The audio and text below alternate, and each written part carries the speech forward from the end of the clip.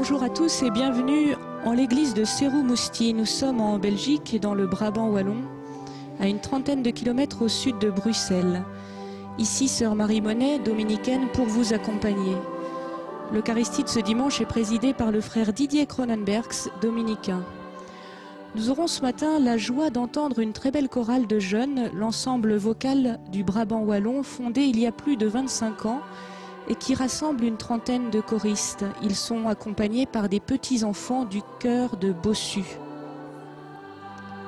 En les rencontrant il y a quelques minutes, ils m'ont dit à votre intention combien ils étaient heureux de chanter ensemble, et nous allons ce matin tous en bénéficier. L'évangile est celui d'un jeune appelé par Jésus. Il cherche la vie, mais il ne peut pas lâcher ses richesses. C'est donc l'histoire d'un refus, d'un échec pour le Christ. Pourtant, tout n'est pas joué. Ce qui est impossible aux hommes reste possible à Dieu.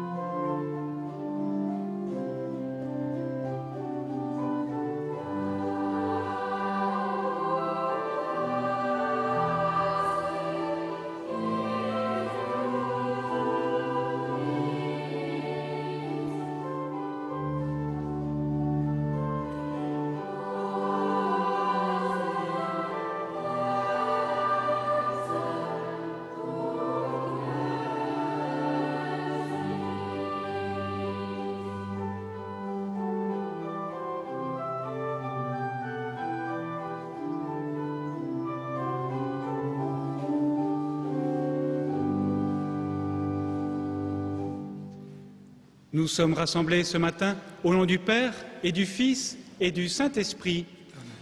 La grâce de Jésus notre Seigneur, l'amour de Dieu le Père et la communion de l'Esprit soient toujours avec vous. Sœurs et frères, soyez les bienvenus en ce dimanche matin. Aujourd'hui, c'est avec joie que nous ouvrons notre célébration à de très nombreuses personnes, les téléspectateurs de la 2 sur la RTBF et de France 2, avec le jour du Seigneur, de même que les auditeurs qui nous suivent en radio sur la première. Dieu nous invite-t-il au renoncement? Pour celui qui se laisse animer par l'Esprit, renoncer n'est jamais un synonyme de perdre. Si nous donnons ce que nos mains veulent garder, ce n'est pas pour nous retrouver les mains vides, mais pour les voir remplies au-delà de toute espérance. C'est dans cette espérance-là que nous confions nos vies avec ses lumières et avec ses ombres à la tendresse et la miséricorde de Dieu.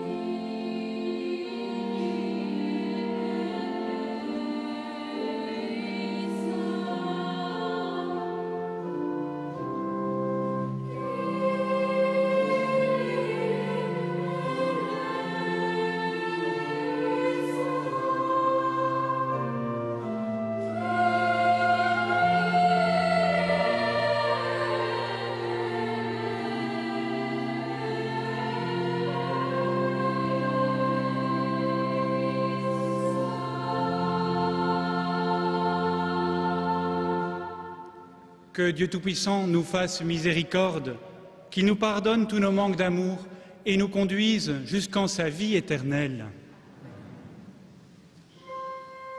Gloria in excelsis Deo.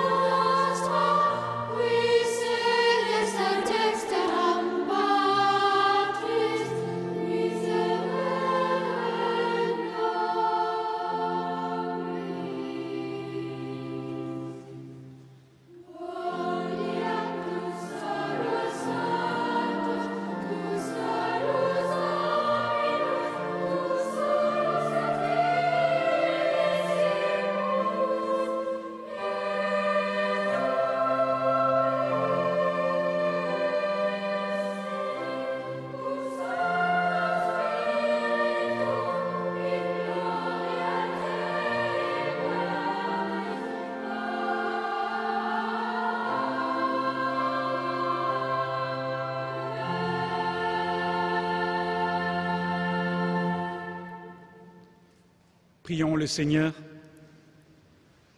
Dieu notre Père, toi seul es bon, toi seul mérites qu'on te donne tout. Aide-nous à nous détacher de la richesse et de ce qui nous empêche de vivre la vie en abondance.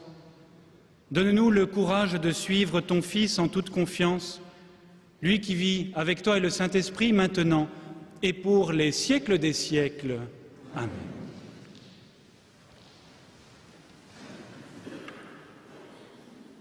Lecture du livre de la sagesse.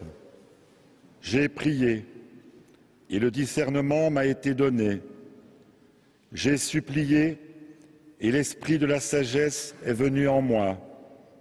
Je l'ai préférée au trône et au sceptre. À côté d'elle, j'ai tenu pour rien la richesse. Je ne l'ai pas comparée à la pierre la plus précieuse.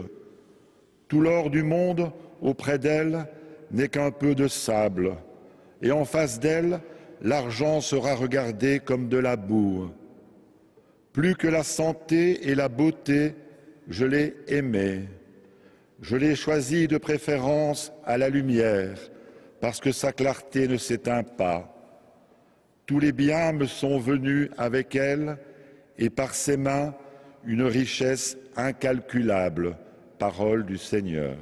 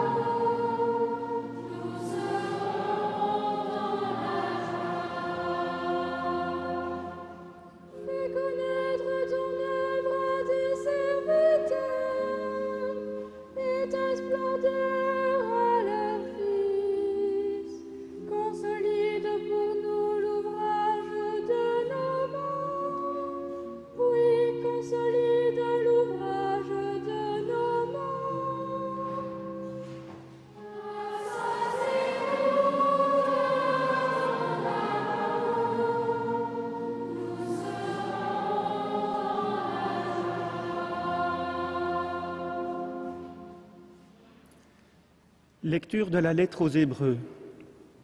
Frères, elle est vivante, la parole de Dieu, énergique et plus coupante qu'une épée à deux tranchants. Elle va jusqu'au point de partage de l'âme et de l'esprit, des jointures et des moelles. Elle juge des intentions et des pensées du cœur. Pas une créature n'échappe à ses yeux, tout est nu devant elle, soumise à son regard. Nous aurons à lui rendre des comptes. Parole du Seigneur.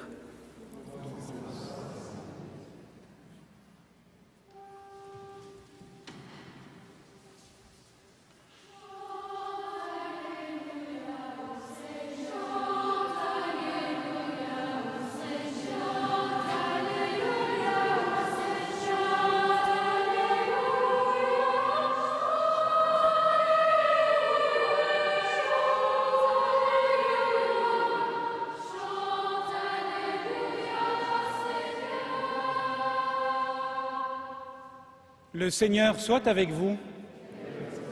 Évangile de Jésus-Christ selon saint Marc. En ce temps-là, Jésus se mettait en route quand un homme accourut et tombant à ses genoux, lui demanda « Bon maître, que dois-je faire pour avoir la vie éternelle en héritage ?»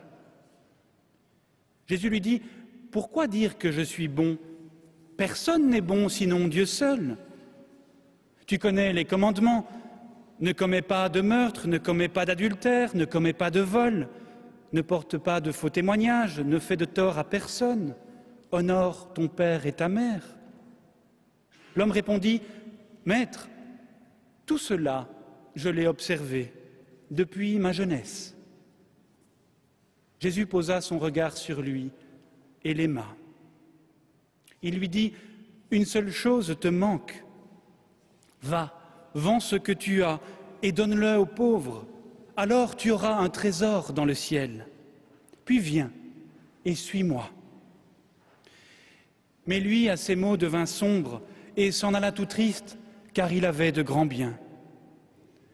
Alors Jésus regarda autour de lui et dit à ses disciples « Comme il sera difficile à ceux qui possèdent des richesses d'entrer dans le royaume de Dieu. » Les disciples étaient stupéfaits de ces paroles.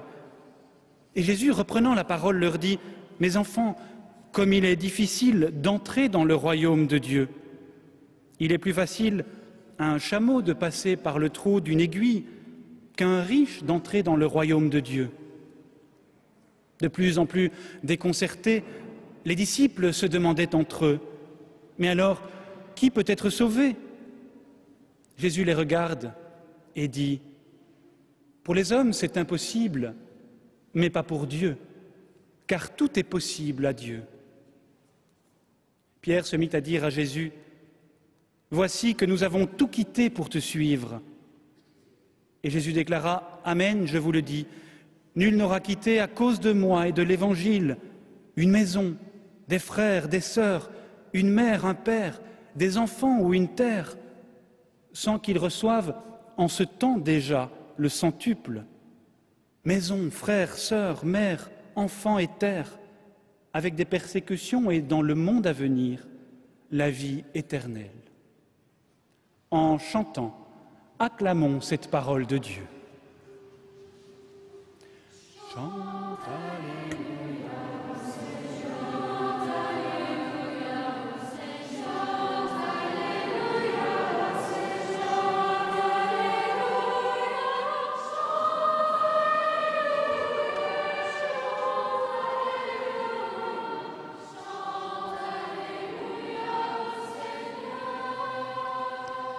C'est le frère Didier Cronenbergs, dominicain du couvent de Liège et responsable des médias catholiques, qui va maintenant prononcer l'homélie.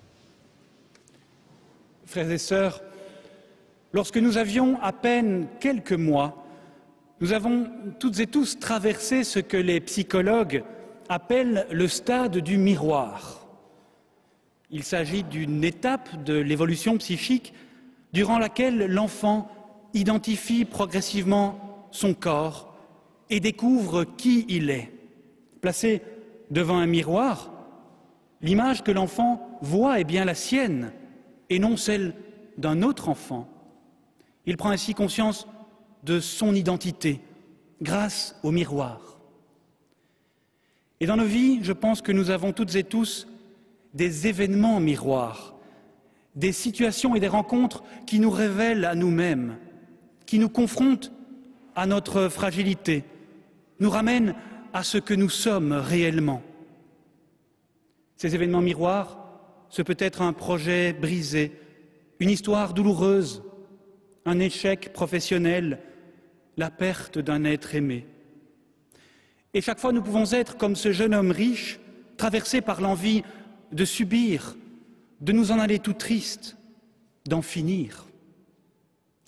Mais toutefois, si ces événements nous confrontent à ce que nous sommes, à notre manque, ils peuvent aussi, avec les yeux de la confiance, nous aider à grandir, à franchir une étape, à traverser la déception.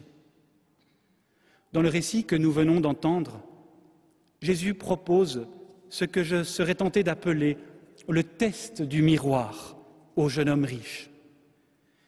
Ce dernier s'adresse à Jésus sous l'horizon de l'avoir et du faire. « Bon maître, que dois-je faire pour avoir la vie éternelle ?» Et Jésus, comme par un jeu de miroir, renvoie ce jeune homme non à ce qu'il a, mais à ce qu'il est, un être fragile, inachevé, dont l'unique richesse est la vie reçue. « Va, vends, viens », lui dit Jésus. Par ces paroles de libération qu'il nous adresse également, nous sommes conviés à découvrir la véritable richesse, celle du lien, celle de la rencontre. Et le jeune homme ne voit pas cette richesse-là, celle qui vient du regard de Jésus, que Jésus pose sur lui.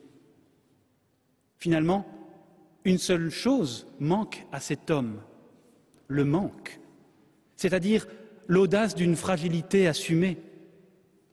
Il est tellement comblé de tout qu'il ne peut se séparer de rien. Il ne parvient pas à intégrer au fond de lui ce manque, cet écart nécessaire à toute relation.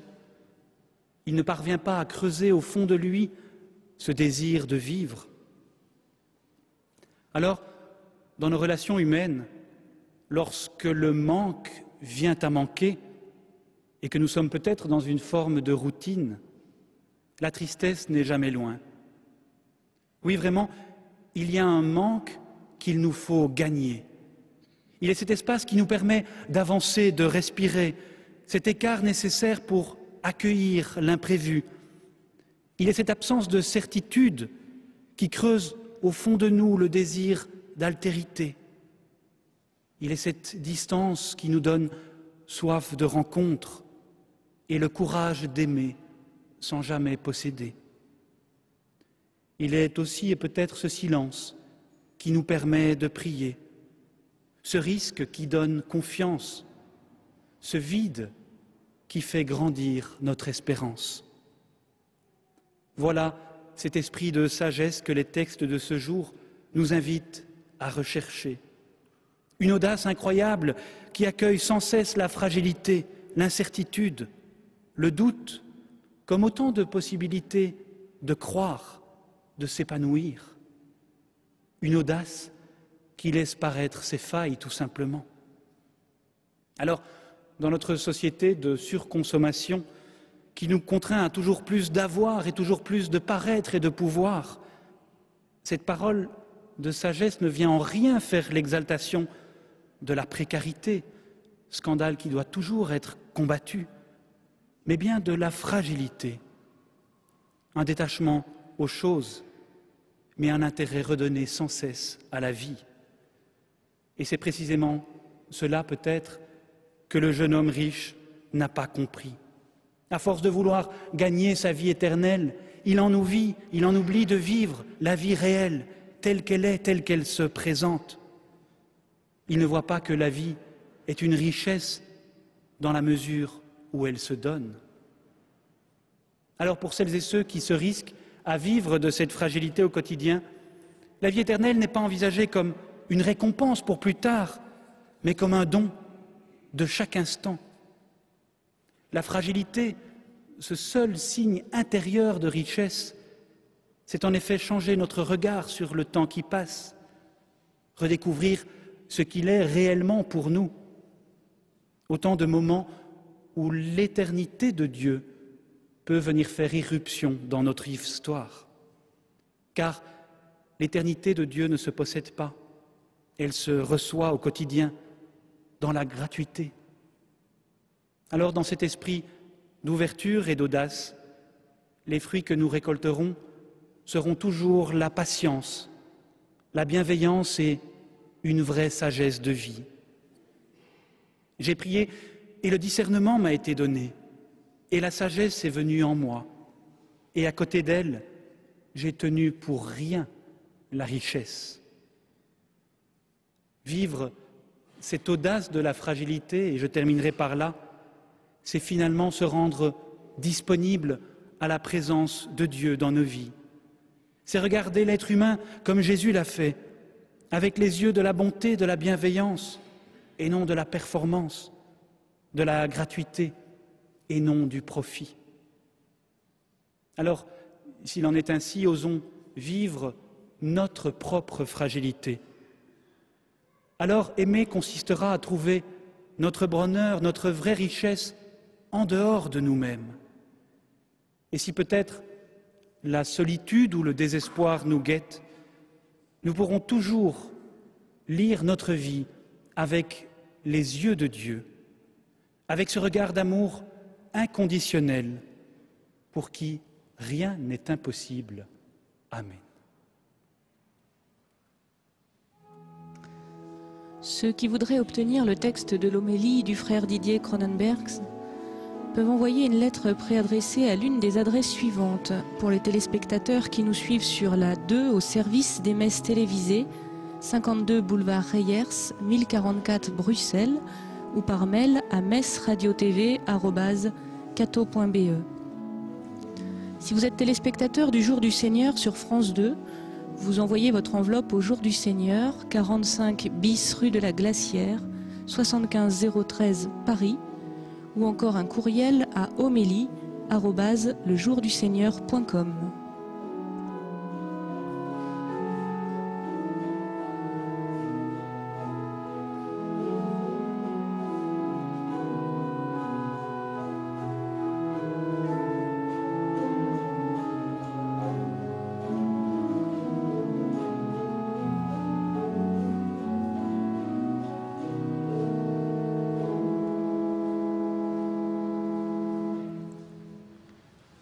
Confessons maintenant notre foi au Dieu vivant en reprenant le symbole des apôtres.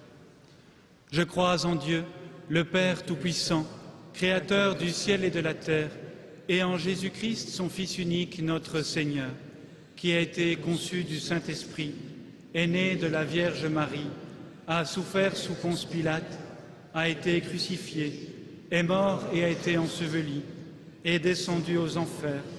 Le troisième jour est ressuscité des morts, est monté aux cieux, est assis à la droite de Dieu le Père Tout-Puissant, d'où il viendra juger les vivants et les morts.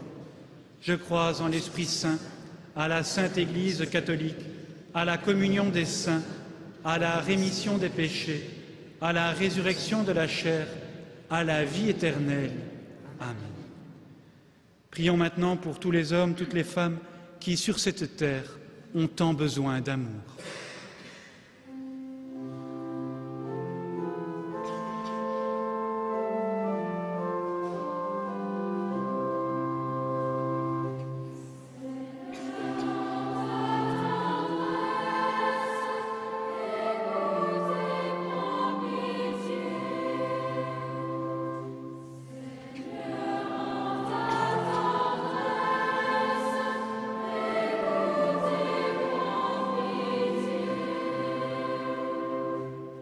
Seigneur, aide-nous à vivre dans le monde en étant chaque jour, par nos actes et par nos paroles, disciples de Jésus.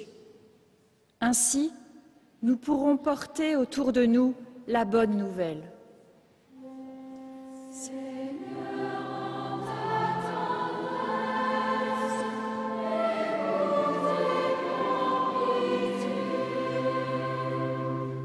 Seigneur, nous te prions pour tous ceux qui sont malades et pour tous ceux qui, pour une raison ou une autre, se sentent rejetés ou incompris.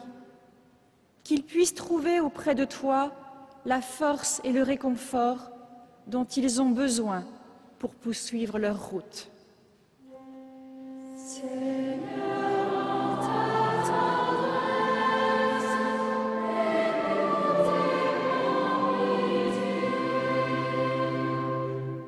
Seigneur, apprends-nous à ne pas rejeter nos frères et nos sœurs, malades dans leur corps ou leur esprit, mais à aller vers eux et, par notre présence, comme par nos paroles ou nos gestes, à tout faire pour apaiser leur souffrance, comme l'a fait ton Fils Jésus.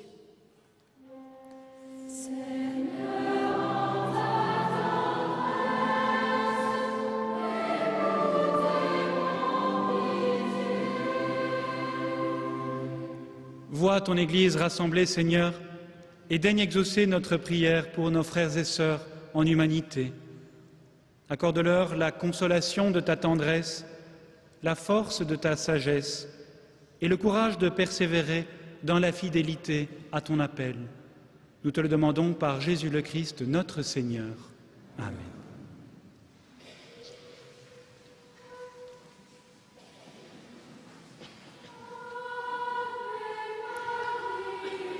Voici nos vies, Seigneur, voici notre lot de souffrances, les incertitudes qui nous minent, nos inquiétudes, l'échec de certaines de nos relations. Voici ce qui nous entrave, nos manques d'ambition, nos refus d'agir. Mais voici aussi nos espoirs et tous nos désirs. Voici tout ce que nous sommes de bonté et de générosité, d'intelligence et de cœur. Rends l'impossible possible. Donne-nous la certitude d'être profondément aimés. Rends-nous l'espérance et la joie d'être sauvés.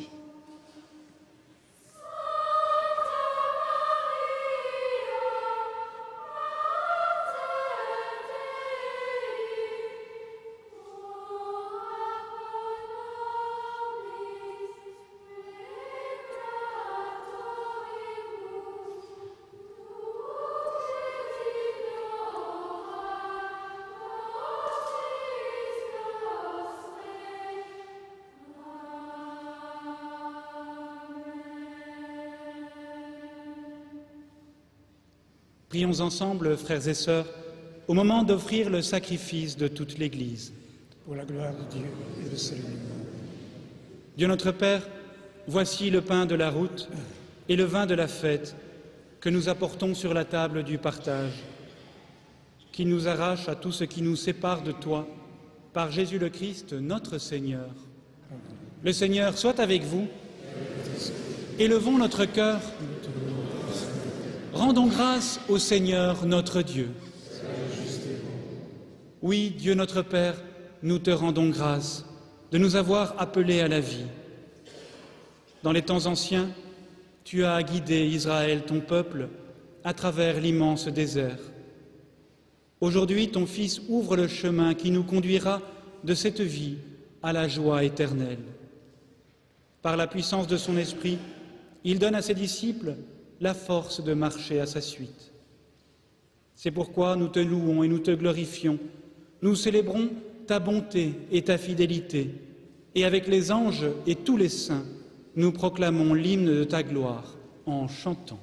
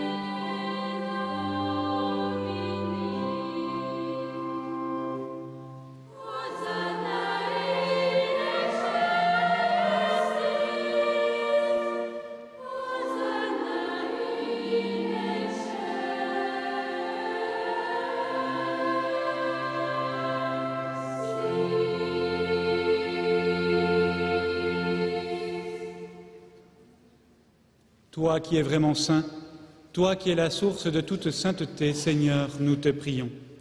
Sanctifie ces offrandes en répandant sur elles ton esprit, qu'elles deviennent pour nous le corps et le sang de Jésus le Christ, notre Seigneur.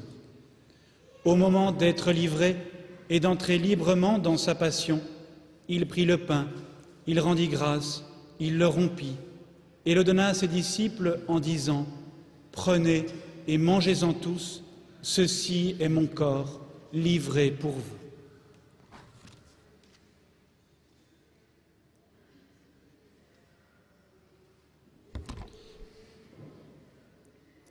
De même, à la fin du repas, il prit la coupe. De nouveau, il rendit grâce et la donna à ses disciples en disant « Prenez et buvez-en tous, car ceci est la coupe de mon sang, le sang de l'alliance nouvelle et éternelle, qui sera versé pour vous et pour la multitude en rémission des péchés.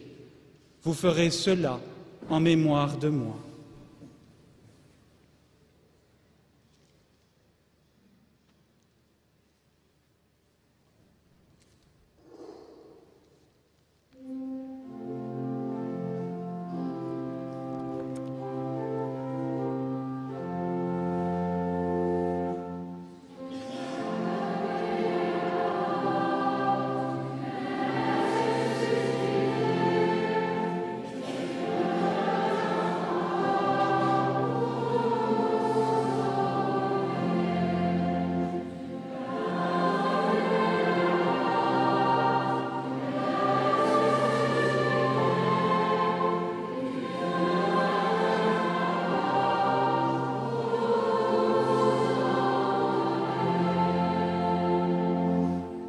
Faisant ici mémoire de la mort et de la résurrection de ton Fils, nous t'offrons, Seigneur, le pain de la vie et la coupe du salut, et nous te rendons grâce, car tu nous as choisis pour servir en ta présence.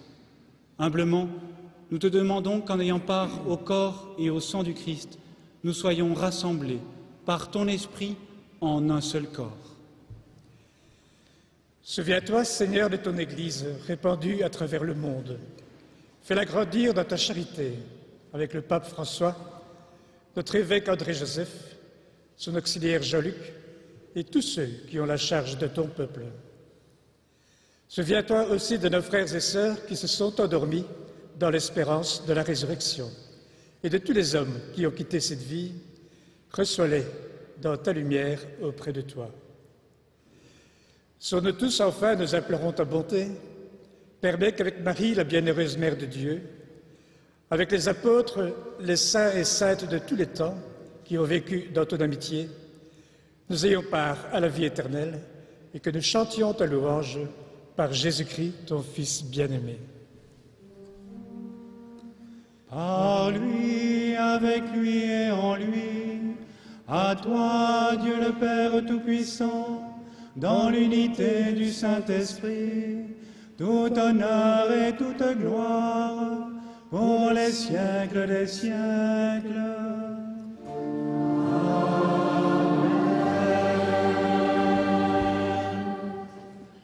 Animés par l'Esprit que Jésus nous a promis, nous reprenons les mots que le Christ nous a laissés et nous chantons d'un seul cœur.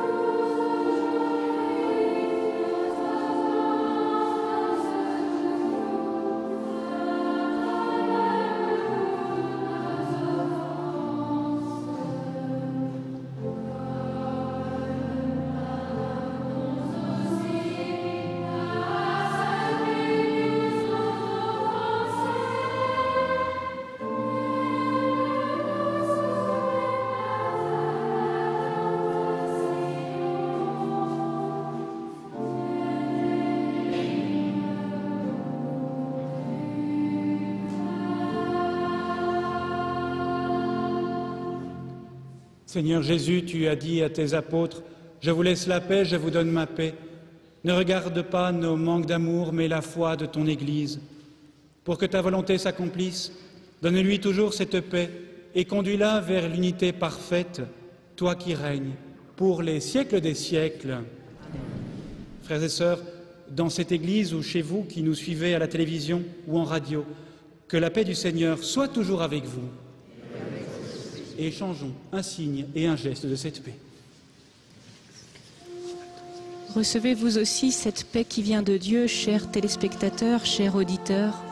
Qu'elle vous habite et vous rende confiant. Puissiez-vous en rayonner autour de vous.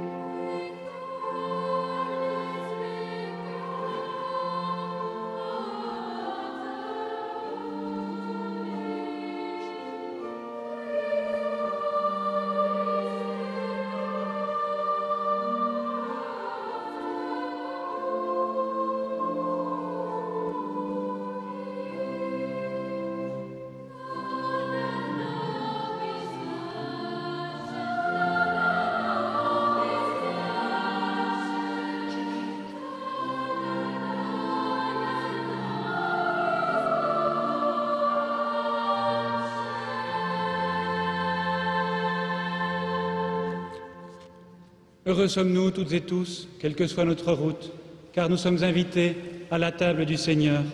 Voici l'agneau de Dieu qui porte et qui emporte le péché du monde. Seigneur, je ne suis pas digne de te recevoir, Mais dis seulement une parole.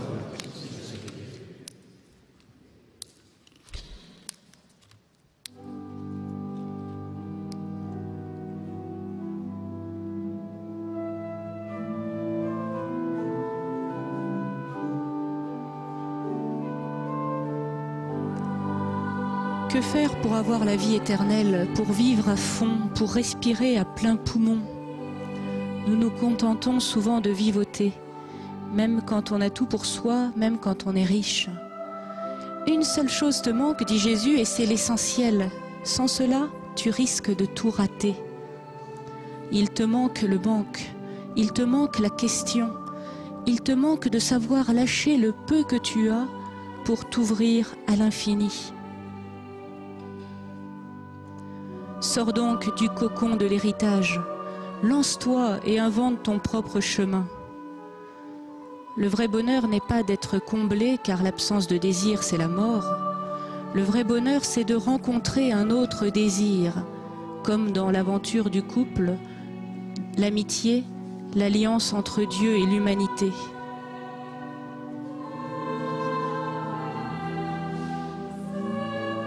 Le Christ est le vrai pauvre, celui qui vient mendier notre amitié. Et c'est dans la rencontre de son désir, de son appel, que nous pouvons être comblés. J'ai soif, dit-il, soif de toi, mais il nous laisse choisir notre chemin.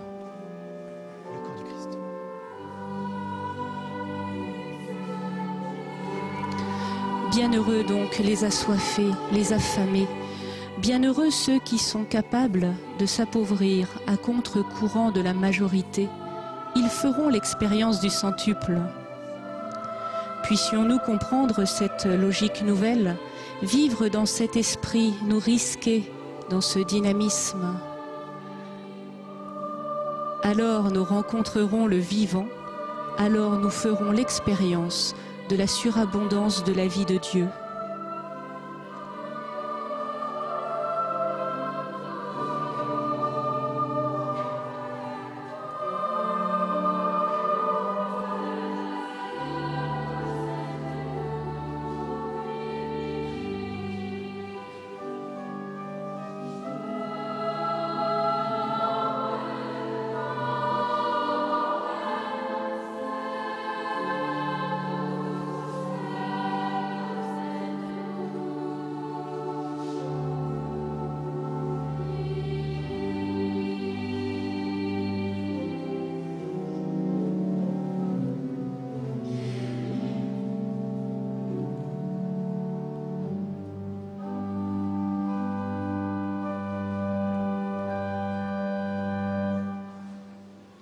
Prions encore le Seigneur.